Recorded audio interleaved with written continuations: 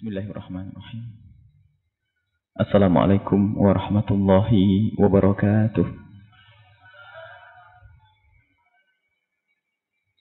Alhamdulillah. Al-Wahid, Al-Ahad, Al-Fardus Samad, alladhi lam yalid wa lam yulad wa lam yakul lahu kufuwan ahad. Wassalatullahi wassalamuhu ala habibina wa syafi'ina wa maulana sayyidina Muhammad imamil muwahhidin wa ala alihi al-mutahharin wa ashabihi tayyibin wa tabi'ina lahum bi ihsanin ila yaumiddin. Allahumma ya rabbana, Allahumma ya rabbana, ya muqallibal qulub tsabbit qulubana ala dinik وثبت قلوبنا على العقيدة الصحيحة المرضية أهل السنة الأشعرية. اللهم يا ربنا اخسرنا يوم القيامة مع زمرة الموحدين وإمامهم حبيبك سيد المرسلين. اللهم يا ربنا إنا نعوذ بك من الضلال والبدعة والشرك والكفر. أعنا يا ربنا على ذكرك وشكرك وحسن عبادتك. ارزقنا يا ربنا التوبة قبل الموت والشهادة عند الموت والجنة بعد الموت. أما بعد.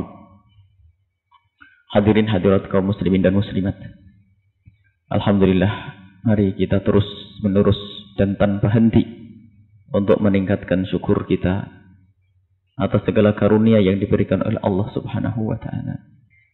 Dan sungguh setiap kebaikan yang kita lakukan itu karunia dari Allah yang harus kita syukuri jika kita menghendaki karunia itu terus ada pada kita dan terus ditambahkan oleh Allah untuk kita.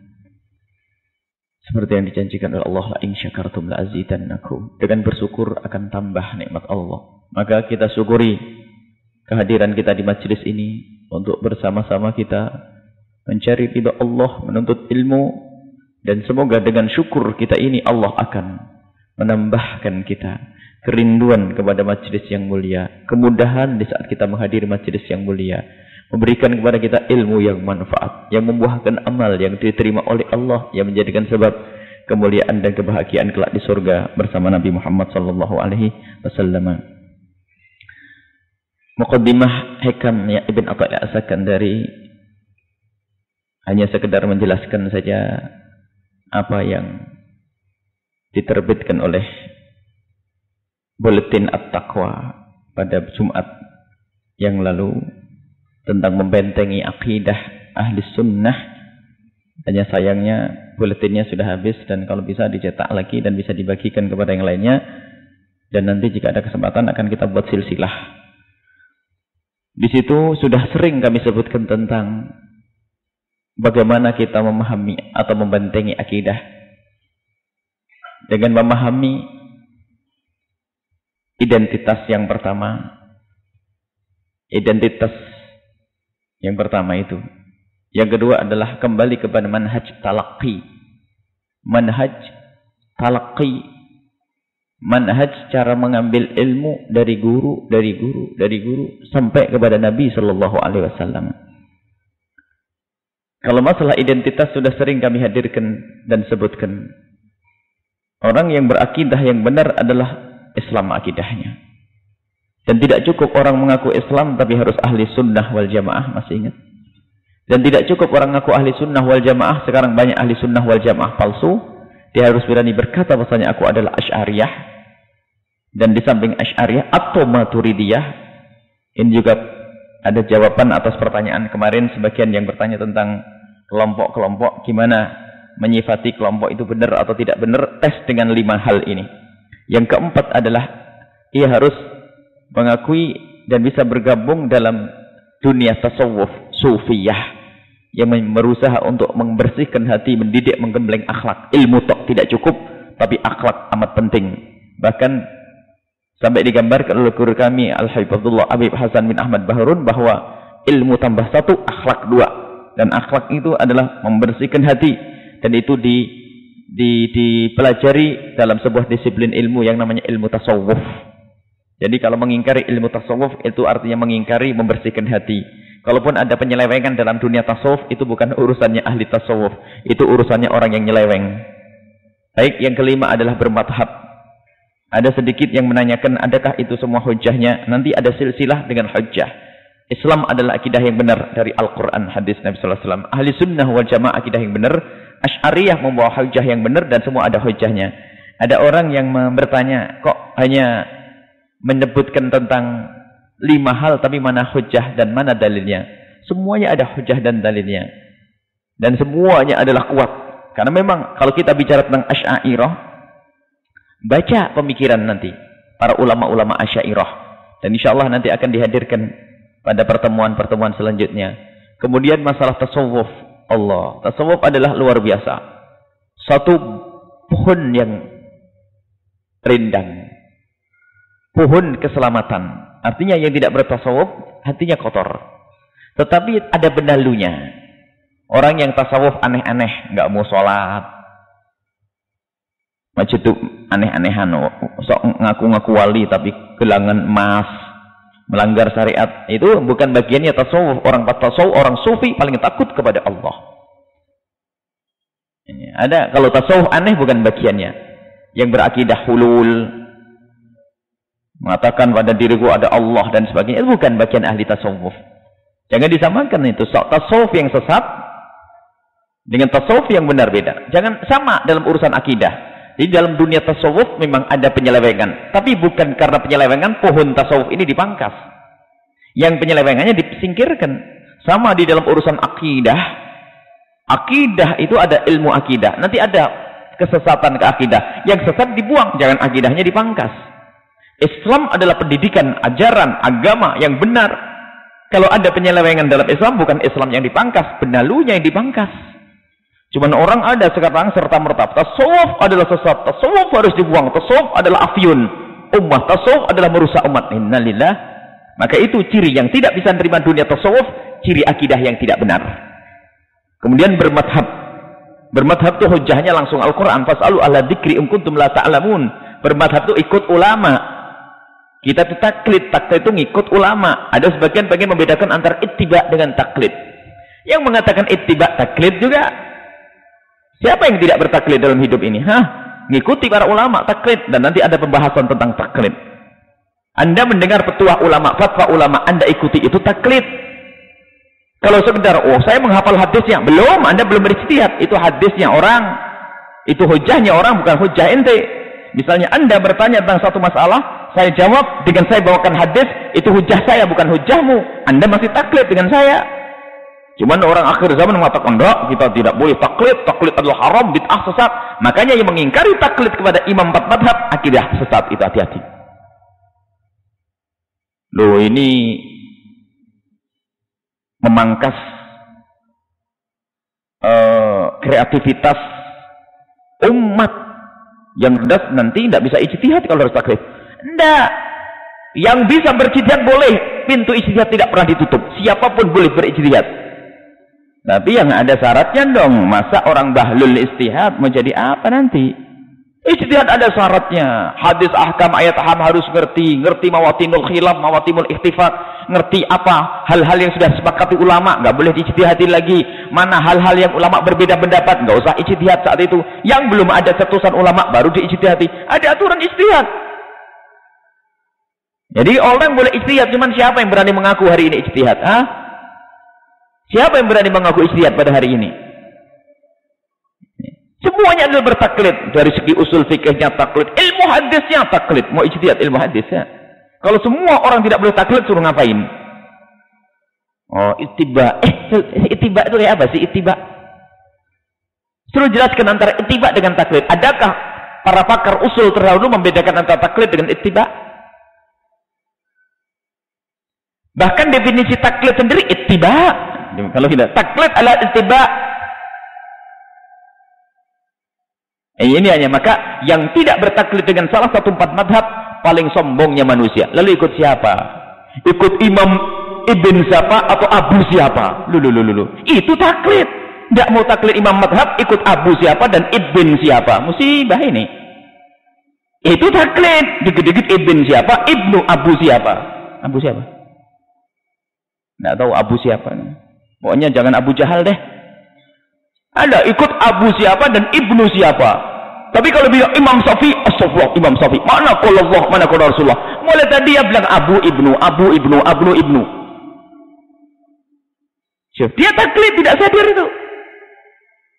Masya Allah. Jadi sekarang itu masalahnya masalah kesombongan. Sudahlah, jangan sok hebat.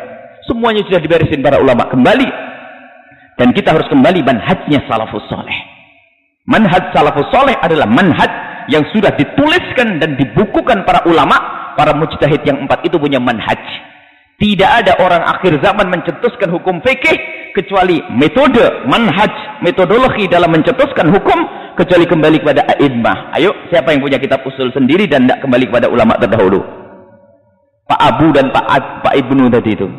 Ibnu siapa? Pak Abu siapa? Lihat. Berijtihad. Cara ijtihadnya, alat ijtihadnya siapa yang dipakai? Yang dituliskan oleh Imam Syafi'i dalam kitab Risalah usul fikihnya Imam Syafi'i. Dia ngaku ijtihad tapi alatnya Imam Syafi'i. Jangan malu dong, bikin malu aja itu. Kita itu ikut Imam Syafi'i, ikut para salafun saleh melalui Imam Syafi'i karena Imam Syafi'i yang punya manhaj tertulis. Imam Malik punya manhaj tertulis. Lihat pakar usul fikih. Loh, pakar usul fikih itu mereka membuat satu buku untuk mengembalikan kita kepada kitabullah wa sunnah Rasulullah. Yang kembali kepada kitab Allah dan sunnah Rasulullah tanpa melalui alat ini adalah orang bodoh. Ayo, pakai alatnya siapa? Alatnya immatul arba'ah. Dan ulama-ulama a'immah al-arba'ah. Ulama-ulamanya imam yang 4 madhab. Jadi artinya kita tetap kembali kepada 4 madhab itu. Tidak ada selebihnya. Selain itu tidak ada. Itulah imam ahli sunnati wal jamaati. Lalu ada orang akhir zaman taklid haram. Bagi orang mujtahid memang taklid haram. Mujtahid. Cuman siapa? Masa model ente mujtahid, Pak? Yang mengatakan taklid haram itu loh. Masa model ente mujtahid? Tuh yang ngatakan taklid haram dalam bukunya. Taklid haram. Ada salah satu yang komentar, ini menyeru bid'ah nih. Taklid adalah bid'ah. Terus kalau tidak taklid gimana? Ente mujtahid kayak Imam Syafi'i. Subhanallah, inilah kesombongan orang akhir zaman. Kita dididik ya oleh para guru-guru patuh. Bahkan kalau kita menemukan kesalahan cetak di dalam bukunya seorang ulama, kita tidak langsung menyalahkan. La'alla, barangkali yang benar begini. Ada adab. Nggak langsung dicoret begini. Ini Imam Syafi'i salah, Imam Abu Hanifah salah, Imam Malik salah. Seolah-olah dia lebih hebat. Tidak punya adab. Dan itu alamat kesesatan. Makanya yang kedua dalam buletin ini kita sebutkan manhaj talaqqi. Ingin menjaga akidah, ambil akidah dengan talaqi. Ilmu tidak diambil dari internet saja, tidak diambil dari buku yang berserakan, akan tapi harus sambung kepada orang yang jelas, berguru. Asasnya, cuman pengembangannya lain. Asasnya harus guru. Akidah yang kau ambil adakah akidah ahli sunnah wal jamaah asy'ariyah atau maturiyah? Baik. Setelah itu Anda boleh cari ilmu melalui manapun, buku yang manapun. Tapi ingat, pokok-pokoknya, poin-poin terpentingnya harus Anda ambil dengan guru. Baik, ini kalau tidak mengambil dari guru bakal sesat. Lihat, ilmu akidahnya diambil dari, mohon maaf, internet bukan dilarang, akan tapi ambil internet dari mauqi' atau dari web yang jelas ini webnya siapa. Nah, ini mengambil webnya orang jelas itu termasuk manhaj talaqi. Anda tahu dari mana? Din itu, agama itu amanah. Faltandur aman ta'khud dinak. Din itu, agama itu amanah. Dari siapa engkau akan mengambil agama itu? Siapa yang kau ambil? Bukan semuanya diambil. Lihat, hati-hati. Tidak, akan tapi dari siapa engkau harus mengambilnya. Maka itu manhaj dari guru, dari guru, dari guru, dari guru sampai Nabi SAW. Itu nama manhaj talaqi. Lihat, kesesatan akan muncul kalau sudah kita keluar dari manhaj talaqi. Dia punya guru dari guru di Indonesia Raya. Belajar ilmu di madrasah ini. Gurunya sudah sambung-sambung. Berangkat ke luar negeri, tidak tahu luar negeri mana. Berubah pulang, membid'ahkan, menyesatkan. Lihat, dia keluar dari manhaj talaqi. Sudah keluar dari manhaj guru-gurunya. Kita perlu manhaj tawadhu dengan guru. Guru dari guru, dari guru, dari guru, dari guru sampai Nabi sallallahu alaihi wasallam. Ini adalah manhaj talaqi. Ada lagi yang tidak mau ilmu cukup dengan otodidak. Tidak. Kita harus mengambil buku yang jelas. Tidak semua buku yang judulnya bagus yang ada di toko buku lalu Anda beli. Anda harus tanya kepada seorang guru. Itu termasuk bagian daripada talaqi. Guru, saya ingin baca buku ini gimana? Boleh atau tidak? Kalau katakan tidak, jangan dibaca. Karena bisa saja membahayakannya. Makanya munculnya orang yang sesat, biasanya orang yang entengkan dalam mengambil ilmu. Di dalam mengambil ilmu. Buku boleh dibaca, akan tapi sudah tahu jelas bukunya siapa. Dan sudah, buku ini sudah dibaca oleh para ulama-ulama. Ya misalnya buku akidah yang sudah sangat masyhur, Jawharatul Tauhid. Dalam urusan akidah Asy'ariyah. Baca itu. Atau mungkin akidah hanya orang awam, tapi bukan orang awam sebenarnya, akidah hanya orang-orang khusus juga. Aqidatul Awam misalnya. Anda baca itu semuanya. Kenapa? Itu sudah jelas. Karena apa? Itu dinukil dari ulama yang ulama itu manhajnya terus dari atas sampai kepada Abdul Hasan Al-Asy'ari, mengambil dari guru sampai Nabi sallallahu alaihi wasallam. Jadi seperti itu. Jadi hati-hati, Jai. Jadi kalau tidak mau bertaklid ini musibah, dan itu ciri kesesatan itu. Ciri kesesatan yang tidak mau bertaklid. Cuman bukan berarti kita itu tidak boleh berijtihad. Boleh, siapapun boleh berijtihad asalkan alatnya ada. Kalau nggak punya alat ya aneh. Jadi alat ijtihad memenuhi syarat ijtihad. Dia harus menyambungkan dari ayat ahkam, dia harus bisa menghafal hadis ahkam, menghafal. Kemudian ilmu alatnya, usul fikih, usul tafsir, usul hadis. Kemudian begitu harus benar-benar mengerti tadi mana ulama berbeda pendapat mana ini. Bahkan ulama sebagian mengatakan malakah, ada idrak, ada pemahaman. Jadi di sini ada beberapa syarat di dalam berijtihad. Baik taklid, kemudian sufi taklid, selesai 5 ya itu. Kemudian manhaj talaqi tadi penting. Jadi kalau kita berguru tuh harus tahu di mana guru kita yang ngajari kita ini belajar. Guru yang ngajari kita ini dari mana gurunya? Kita punya guru Al-Habib Hasan bin Ahmad Baharun sangat hati-hati mengirim anaknya mau belajar di mana. Muridnya mau belajar di mana. Alangkah banyaknya karena pesantrennya Habib Hasan Baharun pesantren yang sudah dipandang sehingga yang namanya beasiswa itu datang dari sana sini. Akan tapi beliau selalu memilih manhajnya seperti apa. Belajarnya bagaimana, gurunya siapa, dari mana ilmunya. Lihat, dipilih. Tidak semua yang menginginkan murid beliau dikirim. Harus tahu betul. Bahkan beliau selalu berkeinginan. Selagi aku masih hidup, aku ingin semua sesuatu yang aku kirim ke luar negeri, aku antarkan langsung dan aku serahkan kepada guru tersebut. Termasuk kami diantarkan oleh beliau langsung diantarkan dari guru ke guru. Akhirnya dikenalkan kita dengan ulama-ulama Hadramut, para ulama-ulama besar, termasuk ulama dari Mesir, ulama dari Irak, disambungkan, jadi diantarkan begitu. Ini manhaj. Tidak dibiarkan belajar sana terserah. Tapi ini tempatnya akidah benar, nggak apa-apa, yang penting ente sudah kuat. Nggak ada begitu. Habib Hasan terlalu hati-hati, biarpun kuat ente bisa terpengaruh. Ada sebagian kan ngantengin. Sebagian anaknya Pak Haji, anaknya Pak Ustadz sekarang sekolah nggak ambil pusing, yang penting sekolah. Alasannya apa? Kamu kan sudah kuat, nak, nggak apa-apa. Kamu belajar saja di luar negeri, terserah akidahnya apa-apa, yang penting kamu kuat. Nah, nggak ada manhaj talaqi kayak begitu. Dilihat dulu, bener nggak? Makanya ada satu orang bertanya, Buya, anak saya dapat beasiswa di sebuah universitas yang ada di Saudi sana, bagaimana? Ini urusan akidah. Dilihat Saudi di mana, kan begitu, tempatnya di mana. Kalau akidahnya bertentangan dengan akidahmu, ya jangan dilanjutkan. Tapi ada yang mengatakan, tapi sudah sekolah 2 tahun di sana, ada yang ngomong. Sekarang Anda bertanya atau minta pendapat? Anda ngasih tahu atau minta pendapat? Diam. Minta pendapat. Kalau minta pendapat, cabut dan keluarkan. Kalau ngasih tahu, saya diam. Hanya nasihati saja. Jadi nggak gampang, sebagian orang ngentengin. Jadi kalau Anda menyekolahkan anak urusan agama, bukan urusan umum ya. Kalau urusan umum lebih bebas. Sebab ilmu diambil boleh dari siapa saja. Urusan umum tidak ada urusan akidah. Ilmu matematik, ilmu fisika, ilmu biologi, ilmu ini, ilmu dokter, ilmu kedokteran. Boleh dari siapa saja. Akan tapi spesial ilmu agama, ilmu akidah harus diambil dari guru yang jelas. Sanad ilmu. Jangan main-main.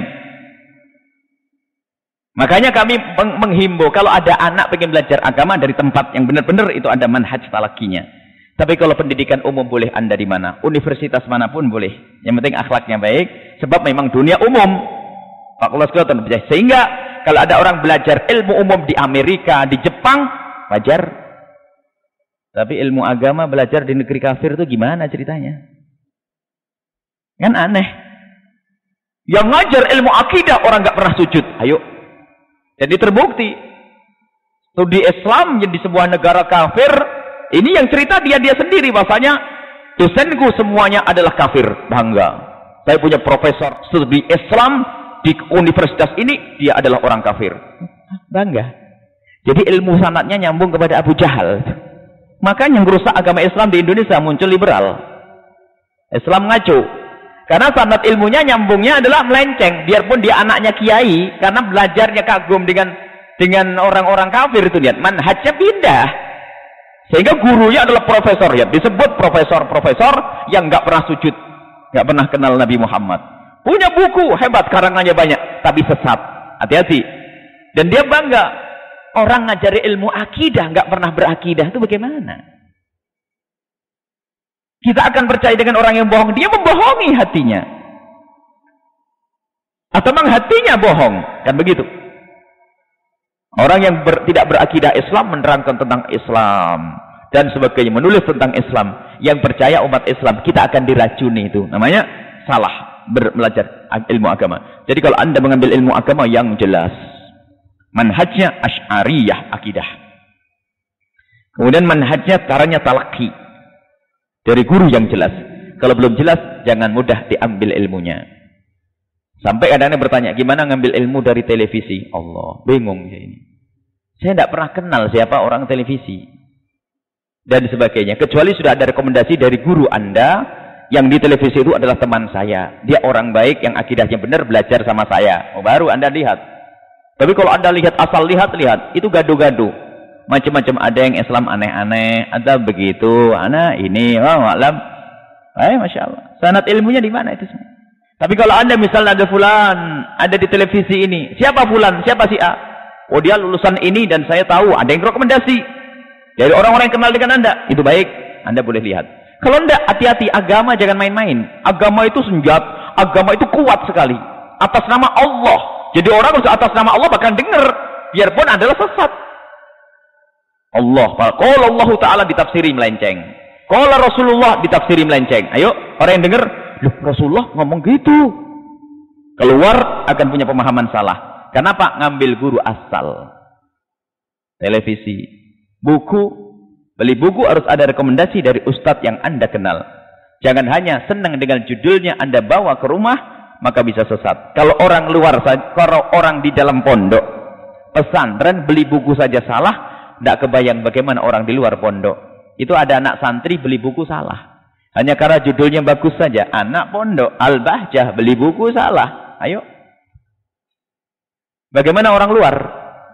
Makanya kami hati-hati. Jangan Anda royal beli buku. Kalau pengen beli buku, tanyakan. Beli buku yang sudah dijual di tempat atau dipasarkan oleh ustadz-ustadz yang jelas. Maksudnya apa?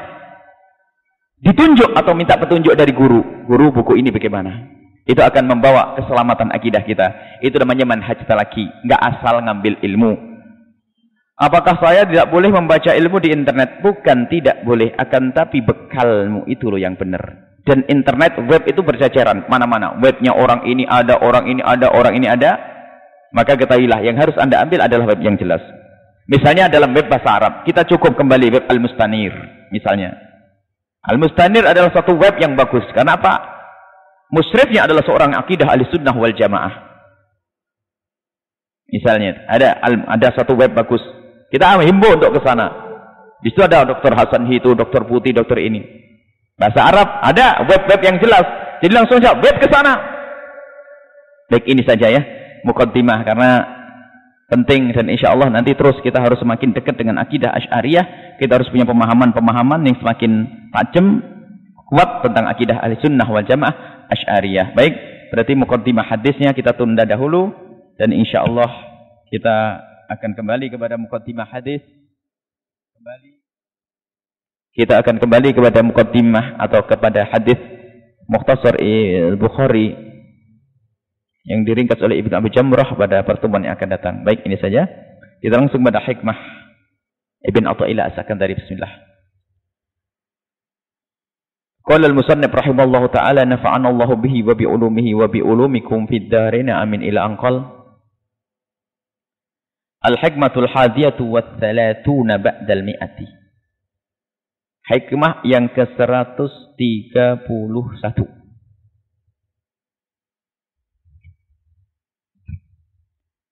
Hikmah yang ke-31 berbunyi,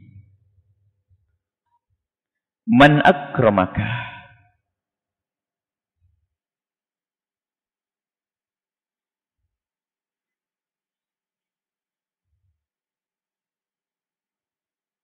Jika ada orang yang memuliakanmu, fa inna akrama fika, sesungguhnya ia memuliakan fika, sesuatu yang ada padamu. Memuliakan apa? Jamila sitrihi, bagusnya penutup kejelekan dari Allah Subhanahu wa ta'ala. Alhamdu, maka hakikat pujian itu liman bagi zat sataraka yang menutupimu. Laisal hamdu, bukanlah pujian sanjungan itu liman bagi orang akramaka yang menyanjung memuliakanmu, wa syakuraka dan bersyukur kepadamu. Ini digambarkan. Suatu ketika ada orang menyanjungmu, Masya Allah, Ustadz ini baik, Allah. Ustadz ini soleh, alim, fadil, baik, ahli ibadah, dan sebagainya. Orang menyanjungmu, hati-hati.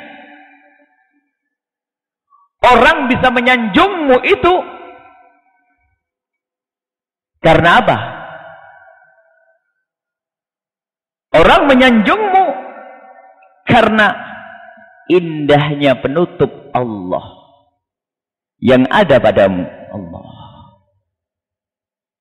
Sungguh, kalau dibuka oleh Allah, nggak ada yang mau ngaji di sini. Kalau dibuka oleh Allah, kalau dibuka oleh Allah apa yang ada pada Anda dibuka oleh manusia kepada manusia, nggak ada yang mau dekat kepada Anda. Termasuk yang ngomong. Dan juga sebaliknya, jika orang di kiri kanan dibuka oleh Allah lalu Anda melihatnya, Anda pun tidak mau urusan dengan dia. Allah. Kemarin lintasan jelek, ngomong nggak enak, pikiran macam-macam. Ayo, subhanallah. Orang menyanjungmu, itu yang indah apa? Bukan perilakumu, penutup Allah. Maha kasih Allah ditampakkan kebaikanmu, ditutup aibmu oleh Allah Subhanahu wa ta'ala. Sehingga para kekasih Allah kalau disanjung, Masya Allah, begini, ya hanya mengatakan alhamdulillahilladzi azharul jamil wa satarul qabih. Segala puji bagi Allah yang telah menampakkan bagusku dan telah menutup kekuranganku. Imam Ali Zainal Abidin dicaci maki oleh seseorang, padahal beliau siapa beliau? Beliau siapa beliau? Beliau adalah orang mulia, cucunya Rasulullah, Imam Ali Zainal Abidin. Dicaci oleh seseorang, dipanggil dan mengucapkan terima kasih dan berkata, ketahuilah wahai orang yang mencaciku, yang ada padaku lebih jelek dari apa yang engkau cacikan. Jadi iktirafnya, pengakuannya. Jujur saja, kita tuh perlu jujur. Apa yang kita lakukan tadi malam, kemarin, di toko, lintasan hati. Kalau ini dibuka oleh Allah, tidak ditutup, kira-kira ada ndak yang mau urusan sama kita? Yang perawan nggak ada yang mau ngelamar lagi, yang anak perjaka nggak diterima, karena ketahuan semuanya jeleknya. Tapi maha kasih Allah, sehingga Masya Allah, ini orang soleh, ini solehah, besok saya lamar, ini soleh, saya terima. Itu adalah karena kasih Allah, menutup Anda semua. Disebutkan orang akramaka muliakanmu karena indahnya penutup dari Allah. Maka hakikat sanjungan itu semestinya engkau berikan kepada yang menutup siapa? Allah. Maka alhamdulillah. Maka di sini ada dua model manusia. Di saat Anda disanjung, apa yang harus Anda hadirkan? Ada suatu riwayat dari Nabi sallallahu alaihi wasallam, memang hadis itu adalah kesahihannya adalah diperselesaikan. Ada sanjungan itu boleh dan ada sanjungan itu tidak boleh. Tetapi kaidah disanjung, lihat dirimu sendiri. Ada dua kelompok manusia disanjung. Kalau disanjung, dia tambah baik. Kalau disanjung, dia rusak. Yang disanjung tambah baik, di saat dia disanjung oleh seseorang, dia langsung koreksi. Aku tidak pantas disanjung seperti itu. Karena dia tidak tahu saja hakikatku, maka dia menyanjungku. Sehingga benar, sabda kalau Nabi SAW, idza mudiha al-mu'minu, seorang mukmin itu jika disanjung, fi wajhihi, di wajahnya disanjung langsung, engkau begini, robal imanu fi qalbi, iman itu akan berkembang di hatinya. Ini orang hebat, orang mulia. Di saat disanjung imannya bertambah. Karena apa? Langsung koreksi. Astagfirullah. Aku disanjung seperti itu. Dia tidak tahu hakikatku. Aku baik di depannya. Tapi setelah di belakang kadang-kadang aku dumel. Sholatku paling ramai kalau di depan orang. Waktu sendirian aku sholatnya sedikit. Dia menganggap saya orang soleh. Allah. Jadi itu. Ada sebaliknya. Dilarang. Dalam sebuah hadis, ada satu sahabat menyanjung yang lainnya. Nabi marah. Waihak, celaka engkau itu. Khotok ta'unuka sahibika, sanjung di depan mukanya berarti kau telah memenggal lehernya. Sebab lau sami'aha maaflah, kalau dia dengar sanjunganmu dia tambah tidak beruntung, rusak. Ada orang disanjung, iya siapa dulu, memang ini ustadznya Bali. Saya punya keramat banyak ini. Itu doa saya makbul semua ini. Kemarin aku bilang, udah dijadikan, jadi sanjung orang langsung berkembang hatinya. Wah. Jadi kayak ini. Ada model begini. Makanya Ibn Athaillah dengan kecerdasannya suruh lihat. Kamu itu kalau disanjung oleh manusia, kamu jenis manusia yang mana? Yang langsung koreksi akan kekuranganmu dan engkau katakan kalau seandainya orang itu tahu hakikatku, dia tidak akan menyanjungku. Itu hebat. Sehingga langsung koreksi dan akan berubah dirinya. Tapi yang satu lagi celaka dia. Disanjung. Iya, siapa lagi? Gue. 20 semalam 100 rakaat. Puasa Daud sudah 20 tahun. Sedekahku, Masya Allah.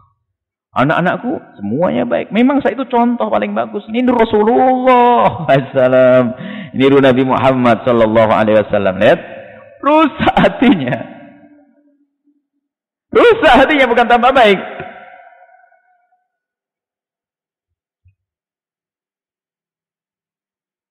Bahkan para kekasih Allah itu kalau disanjung malu. Sampai Abu Yazid Al-Bustami pernah mengadu kepada Allah. Allahumma innaka ta'lam, ya Allah engkau tahu. Annahum yaksudunak. Mereka tuh datang menujumu sebetulnya. Walakinnahu wajaduni ma'ak endak. Sebetulnya orang-orang itu jamaah ini menujumu ya Allah. Tapi mereka menemukanku seolah-olah aku bersamamu ya Allah, maka mereka menghormatiku. Bukan rasa iya saya pantas dihormati. Enggak, ngomong ya Allah, ini orang jamaah ini datang ke sini sebenarnya mencarimu ya Allah. Cuman mereka duga aku ini bersamamu, aku ini dekat kepadamu, aku ini mulia di hadapanmu. Mereka menduga padahal yang dituju adalah engkau. Saya nggak ada apa-apanya. Sadar. Sekarang keramat di aku. Ada orang perasa puasa 40 hari pengen dapat keramat. Musibah. Pengen disanjung oleh manusia Allah. Ibn Athaillah As-Sakandari. Baik, satu sisi ya. Jadi kalau ada orang menyanjungmu, lihat jenis manusia apa engkau. Jika engkau disanjung, langsung sadar bahasanya sanjungan ini nggak pantas untukku. Orang-orang soleh saja kalau disanjung bingung. Benar kalau dia melihat hakikatku, niscaya mereka tidak akan menyanjungku. Tapi maha kasih Allah sehingga menutup, lalu dia melihat kebaikanku. Alhamdulillahilladzi azharul jamil wa satarul qabih. Segala puji bagi Allah yang menampakkan kebaikanku dan menutup kejelekanku. Bahkan kalau diduga oleh orang baik, Allahumma ja'alni kama yadhunnun. Ya Allah, jadikanlah aku seperti yang mereka duga. Mereka tuh menduga. Mereka nggak tahu sebetulnya ya Allah, tapi jadikanlah aku seperti mereka punya menduga. Orang datang menduga saya baik ya Allah, maka ya Allah jadikanlah aku seperti yang mereka duga ya Allah. Bukan sudah mengatakan ya memang ini. Awas hati-hati. Ya sudah baik memang. Allah. Memang bersih hati itu harus terus satu pekerjaan yang nggak ada ujungnya, nggak ada habisnya. Manusia yang lain lagi tadi itu, yang satu sadar akan kekurangannya, mulia, imannya berkembang. Disanjung orang tambah rusak, awas. Dan ini kebanyakan. Merasa orang datang cium tangan, langsung wah bangga ya.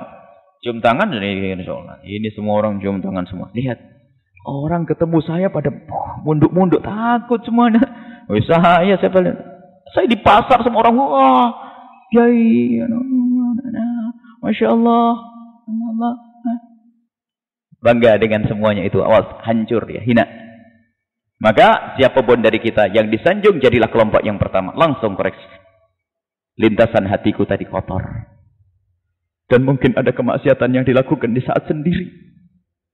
Kalau dia melakukan di depan orang nggak mau karena takut dibilang dia kiai nggak benar.